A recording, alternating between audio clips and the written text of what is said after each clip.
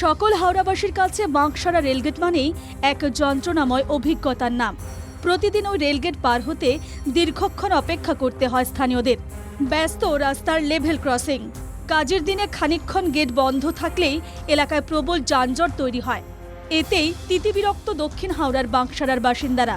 রামরাজাতলা আরুপাড়া রেলগেটেও অনেকটা একই অবস্থা।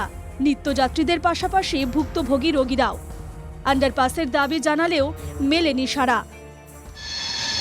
প্রচণ্ড অসুবিধা, এখানে যাতায়াতের জন্য প্রচুর অসুবিধা হয়। সাধারণ যাত্রীরা ঠিক মতন যেতে পারে না এবং আধ ঘন্টা ৪৫ মিনিট সময় লেগে যায়। কোনো সময় ১ ঘন্টার উপরে পড়ে যাকে গেট পড়ে থাকে। কিন্তু অনেক অভিযোগ, অনেক কিছু জানা সত্ত্বেও কিন্তু এখানে কিছু সুরা হয়নি।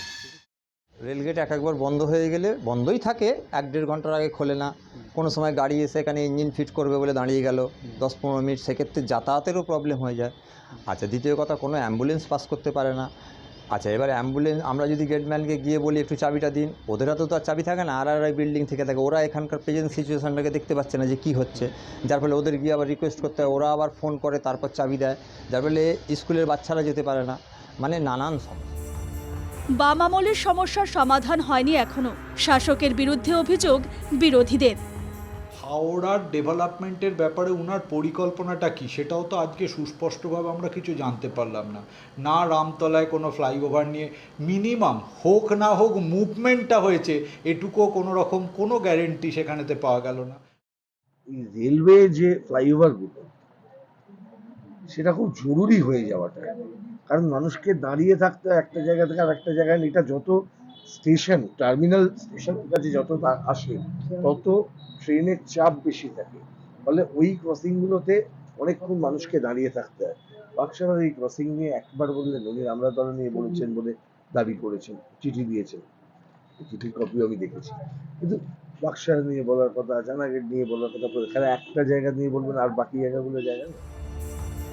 তৃণমূল প্রার্থী তথা এলাকার বিদায়ী সাংসদ প্রসূন বন্দ্যোপাধ্যায়ের দাবি, তিনি বহুবার চেষ্টা করেছেন, হতে দেয়নি বিজেপি। রেলের সাথে লড়াই করে এটা বার করে আসতে পেরেছে।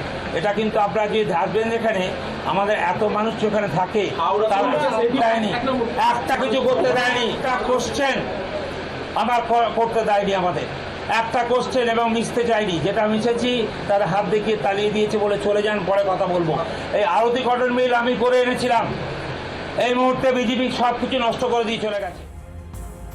শাসক বিরোধী তরজায় রেলগেটের সমস্যা এখনো অধরাই। দীর্ঘদিনের দাবি আন্ডারপাস তারা পাবেন কি, সেই আশায় দিন গুনছেন স্থানীয়রা। হাওড়া থেকে অর্পণ সিংহের রিপোর্ট, NKTV বাংলা।